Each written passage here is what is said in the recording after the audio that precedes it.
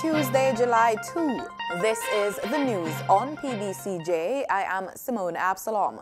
Jamaica's trade deficit worsened by $77 million for the year 2018, creating a $4.2 billion gap between the values of what the country imports and exports. That's according to the 2018 Economic and Social Survey.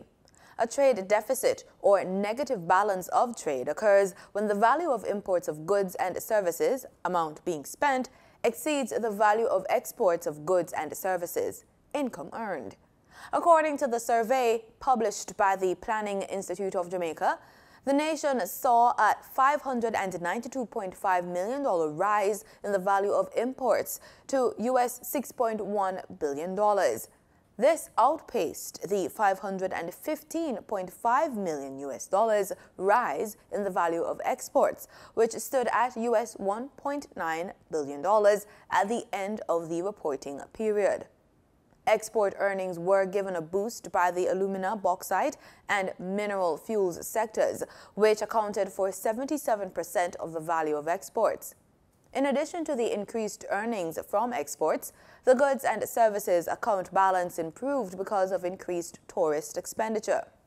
The survey says capital account broadened by $13.1 million to US $20.2 million, while the financial account moved from a net borrowing position of $1.5 billion to US $1.4 billion. Cabinet has approved the re-establishment of the Jamaica Energy Council. In a statement Monday, a spokesperson from the Ministry of Science, Energy and Technology explained that the council will see to the continuity of policy and sustainable development of the island's energy sector. The body aims to facilitate consensus and minimize the negative influence of partisan and other forms of special interest groups and individuals on the energy sector. The JEC will focus on energy conservation and efficiency, as well as development of clean and renewable energy sources. The body will be chaired by the Minister of Science, Energy and Technology and comprise representatives of entities like Opposition Spokesman on Energy, Consumer Affairs Commission, the Ministries of Economic Growth and Job Creation, Finance and the Public Service, Transport and Mining, the Planning Institute of Jamaica, the Jamaica Public Service Company Limited, Jamaica Solar Energy Association, Jamaica Gasoline Retailers Association, and more. Science, Energy and Technology Minister Favour Williams says that the government is moving rapidly to complete the Data Protection Bill, which would provide citizens with the requisite safeguards to control their personal information online. She said the bill supports the fundamental right of every Jamaican to have their privacy protected and will complement the new national identification system that the government intends to implement. She was speaking at the launch of WePay on Thursday, June 27 at the AC Marriott Hotel in St. Andrew. The Data Protection Bill, which is before the Joint Select Committee of Parliament, provides guidelines on how personal data should be collected, processed, stored, used and disclosed in physical or electronic form. It requires that data should only be obtained for specific lawful purposes with the consent of the individual and not be further used or processed in any way incompatible with the original purpose. Last Friday, the Senate approved the Public Procurement Registration and Classification of Suppliers Regulations 2019. Minister without portfolio in the Ministry of Economic Growth and Job Creation, Senator Pernell Charles, who piloted the regulations, said that they are critical to the operationalization of the reformed public procurement landscape. The Public Procurement Registration and Classification Regulations 2019 will fully enable the Public Procurement Commission to fulfill its functions of registering and classifying suppliers, continuously assessing suppliers for capacity and performance, establishing and managing also the activities of the sector committees, among other functions. In outlining the provisions, Senator Charles Jr. noted that Regulations 1 and 2 address preliminary issues, including defining certain terms, while Regulations 3, 4, and 5 relate to the registration process and include a list of documents that are required for registration. With these regulations, the government intends to continue to fulfill its commitment to maximize economy and efficiency in public procurement, to promote economic development through public procurement, and to obtain value through public procurement. It is also intended to foster transparency and to encourage participation in the process of public procurement. Mr. President, I know he noted that with these regulations, the government intends to continue to fulfill its commitment to ensure efficiency in public procurement and promote economic development, obtain value, foster transparency, and encourage greater participation. The Public Procurement Act was passed in 2015 and amended in 2018. The government is maintaining that the primary exit profile is a viable alternative to the previous high school placement examination. Prime Minister Andrew Holness, in touting PEP, said it is part of a creation of a new type of Jamaica where persons apply critical thinking and the process of investigation and discovery is used in solution to problems. Life chances are no longer being determined by grades achieved in 2 days of examination to determine your fate.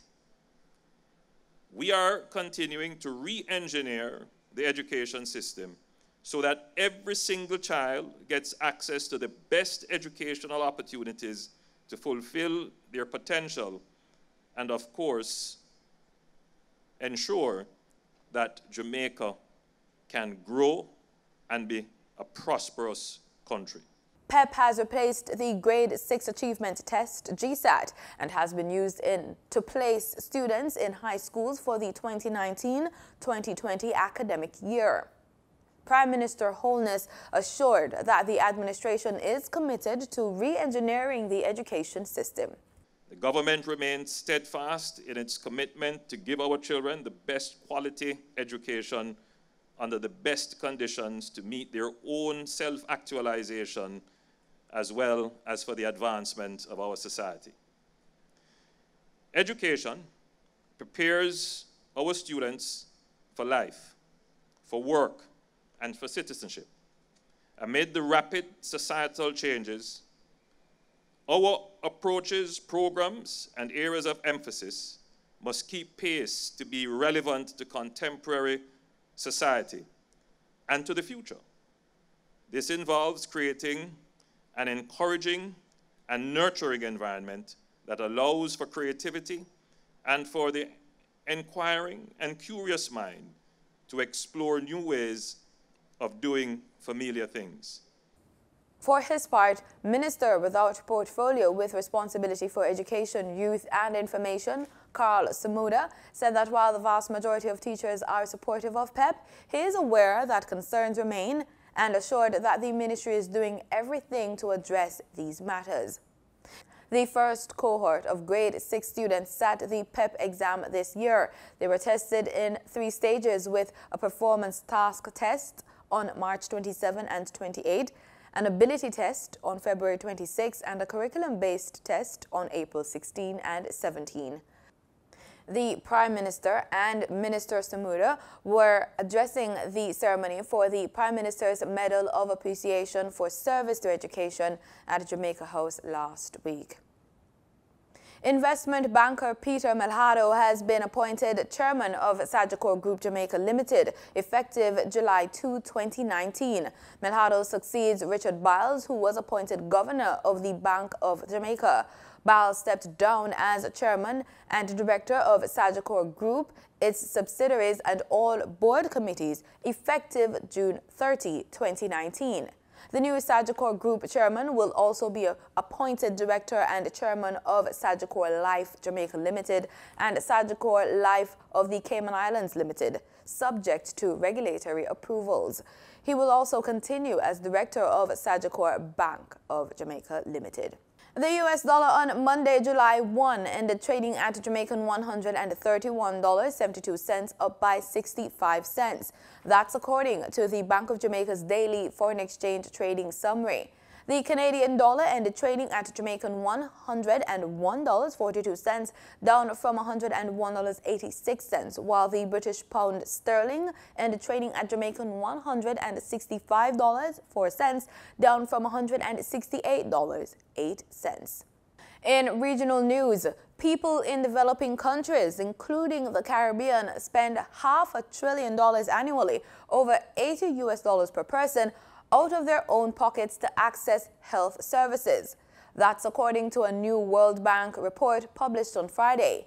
The report, which was launched ahead of the G20 summit in Japan, says such expenses hit the poor the hardest. It says the lack of universal access to quality, affordable health services threatens decades-long progress on health, endangers countries' long-term economic prospects, and makes them more vulnerable to pandemic risks. The World Bank says financing universal health coverage in developing countries is, quote, a priority for the G20 presidency of Japan, end quote. The report calls for increases in national investments in health and making investment in health a whole-of-government priority, improving financial sustainability for scaling proven investments like primary health services that reach the poorest, and taxing tobacco, alcohol, and sugary drinks to raise revenue and improve health.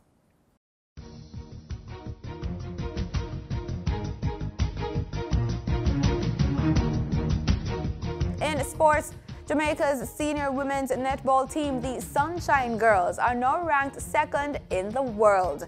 The ranking represents the highest position for the team on the International Netball Federation table since Netball Jamaica's establishment in 1959. The Sunshine Girls, who were previously ranked third, switched places with rivals England Roses, but Australia remains the top team in world netball. The ranking change will be welcomed by Netball Jamaica as the team gets ready for the start of the INF World Cup in Liverpool, England on Friday, July 19. And that's the news on PBCJ. Thanks so much for watching.